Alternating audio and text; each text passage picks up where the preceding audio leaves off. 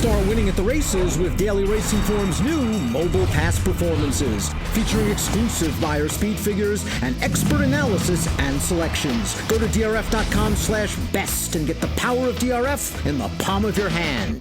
Hi, everybody. Dan Illman, Mike Beer, taking a look at race number 10 at Saratoga on Woodward and Jim Dandy Saturday. It's the Grade 2 Prioress Stakes. Before we get to the analysis, head on over to the DRF Saratoga handicapping shop, where you'll find PPs, picks, clock reports, betting strategies, and all the must-have tools to win big at Saratoga. Learn more at drf.com/spa.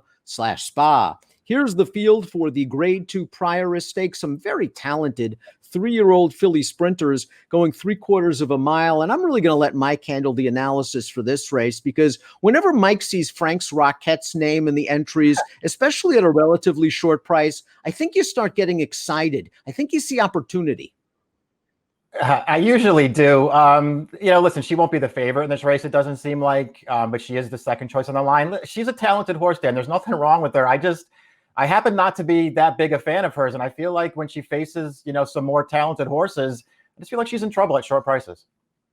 The number 1 Kamari is going to be the favorite, I believe, at post time, and there are reasons to like Kamari. A, she's an immensely talented horse. She showed this last year with speedy efforts on turf, speedy efforts on dirt, come from behind efforts on turf. And then she ran this race at Oaklawn Park in her seasonal debut, moving from turf to dirt, catching a sloppy track, and catching Frank's Rockette. Let's watch Kamari's performance here. Frank's Rockette's the one to catch. She's got the lead. Kamari's got a lot of work to do in the stretch. She still has a lot of work to do in the stretch. And it's not even close at the wire. She blows by Frank's Rockette in the last 70 yards. And Mike, she came out of this race to run a bang-up second in a salty Group 1 at Royal Ascot. Yeah, I mean, she's just really good. It seems like it doesn't matter what surface you run her on. And that Purple Martin that we watched, she was good in that race. Dan, they didn't rush her early in that race. She had a steady behind a horse on the backstretch and lose a little position.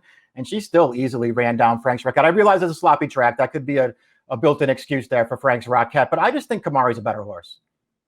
Now, I wanted to show that replay before the Timeform US Pace Projector, completely crossing up our great producer, Sergio, but we're going to throw the Timeform US Pace Projector up. I wanted to show that the video first, because Kamari is 1 from on the lead, showing very fast speed. She's 1 from off the pace. Now, she didn't break very well in that last race in Royal Ascot, and she still ran great. I don't think she's going to be next to last. She's the number 1 chicklet here. I think she'll be in mid-pack, sitting in 4th or 5th, and hoping for something to open up late. I thought so too, especially when you go back and watch the Oaklawn race we just watched. She wasn't outrunning that race. She was just off the pace, and it felt like they did that on purpose. She has been outrun a couple of times sprinting on turf, or she was as a 2-year-old, but those were, faster-paced races. The number 2, Up in Smoke, she's going to be running from out of it. She's last on the Timeform US Pace Projector, and she'll probably be last on the backstretch. And I guess if you really want to argue it, maybe she's dirtied up, because in the Victory Ride 2 starts back, that was a race with no pace, and she had no chance trying to rally into it. And last time out in the test, how is she going to beat Gamine and Venetian Harbor? She's not. So she actually gets a little bit of class relief. Maybe this pace heats up a lot more than it did in the Victory Ride, and maybe she gets a piece at a price. No, yeah, she probably is one of the more interesting price horses in the race, because she's good, Dan. She hasn't run a fast race yet, but as you mentioned, she's got excuses for her last 2. All she does is show up and run. She needs a little pace in this race, and maybe she gets it. Sound Machine hasn't raced since February. That could be a big negative for the Safi Joseph trained daughter of Into Mischief. I really liked the way she won that Glitter Woman Stakes back at January at Gulfstream. She just pressed the pace on the outside, took over at will, won easily, and then Frank's Rockette handled her in the Any Limit, a race in which she fell a little bit further back than usual and then moved up wide. I wonder if she's close to the pace here. I think she will be close to the pace here. She's actually pretty good. I mean, it's not an easy spot for her to run in off a layoff like this, especially when you consider that she really does have to improve to win. I think she will take a step forward, Dan. I just don't know if it's going to be good enough to beat this field. Chad Brown as an interesting new face in the 4 secondary market, stepping up into stakes competition for the first time. Let's watch her most recent run at the Spa, going 6.5 furlongs. And here she is. The rail opens up for secondary market. She shoots right on through, but the race isn't over just yet. There are going to be challenges coming to the outside, and secondary market always finds a little bit more. She did have a very nice trip in this race. Yeah, this is a really good performance, though. Overall, the trip worked out. You saw her get through on the inside of the stretch. What you have to realize, Dan, is off the layoff, the first part of that race, she broke running in that race, and they actually had the lead early. The horse that finished third, Papa Chalk, was the favorite, and that's a speed horse. And she made that horse work really hard to clear her first on the backstretch, and then just sat in behind her and still outfinished her. She actually ran really, really well last time, and she was a filly as a 2-year-old who showed that she was good. I think she's dangerous, and I'm using this horse. Now, I'm more of a fan of the number 5 Frank's Rockette than Mike is. 8 starts, 4 wins, 4 second-place finishes, brilliant early speed, and the likely pace setter of the Prioress. Let's watch her most recent race in the Victory Ride. She got away with a 23-second opening quarter mile. Yes, she faced token pressure from Reagan's Edge, who's in the 2-path, and Center Isle, who's 3 wide. But you would think, considering that she's 2-5 in this race, after that slow opening quarter, that she would put on a show. Instead, she's life and death to win. Yeah, I mean, that's, my real issue with her, Dan, is she's obviously run some really good races. But to me, all of her good races and certainly all of her wins are just when she, has the best of it and sort of takes advantage a little bit. And whenever she feels like she's in a position where she can't have things her own way, she loses. She doesn't lose badly. It's not like she embarrasses herself, but she just gets beat in races where she doesn't necessarily, when things don't go her way. And I just don't like that about her. She gets bet every time. And she's just not my kind of horse at a short price.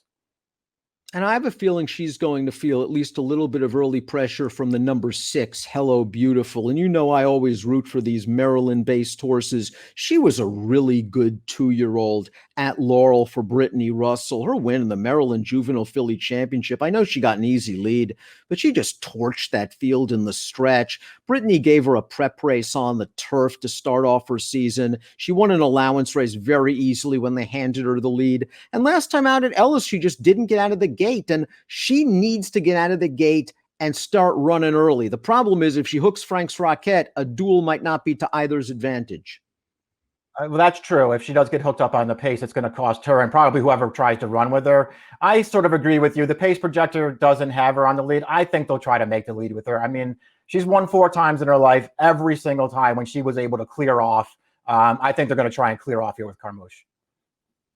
Center Isle cost $1.5 million.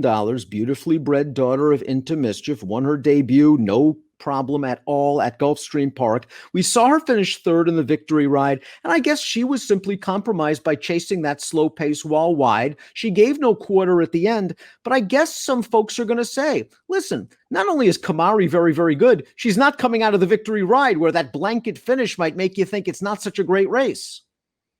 I sort of looked at it that way, although I do have some respect for Center Isle. I'll maybe give her something of a pass for the Victory Ride. She didn't run great, but she didn't run terrible either, and she was widest in there. I thought her debut was really good, Dan. I don't know how you felt about it. I was really impressed with her debut, and she had an excuse second time out. She just did not break, wound up in traffic, got a terrible trip in there. I put a line through that one. I think she can take another step forward in here. No, I think she's the filly with the most upside in this race. We've seen excellent efforts from Kamari and Frank's Rockette. Center Isle's excellent effort might be right around the corner. Perfectly Claire is the number 8. She's coming into this race off 2 wins. She's less than a length away from being undefeated from 3 starts. She deserves an opportunity to catch some black type. She just catches a very tough group.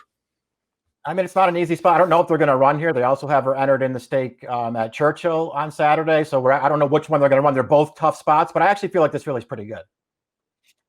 And I'm a big fan of the 9 Reagan's Edge. We saw her last time out on the Victory Ride. She parked herself just off of Frank's Rockette in between horses. It looked like for a second she was going to be outpaced on the turn, but she came again. She just missed by a head.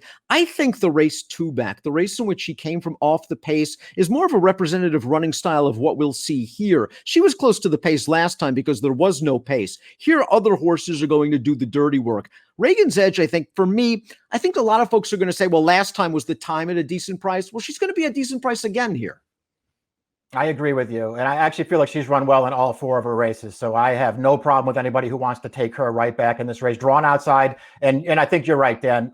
They go in front of her. She doesn't have to take up that position. She can sit and try and make one run. That's where I'm going to go in here, trying to look for a price. I respect Kamari and Frank's Rockette a lot. I just think Reagan's Edge is not that far behind, and I still think she might have a forward move in her at a price. But Kamari, from what we've seen on her dirt and turf, she looks like a real nice grade 1 Breeders' Cup type filly. Doesn't matter the surface. Yeah, I kind of agree with you. I mean, I just feel like she's the best horse in the race. I realize she's the favorite. I have her on top. But I'm also going to use a lot of the 4. Secondary market, to me, I really feel like she's good anyway. She's better than she looks on paper.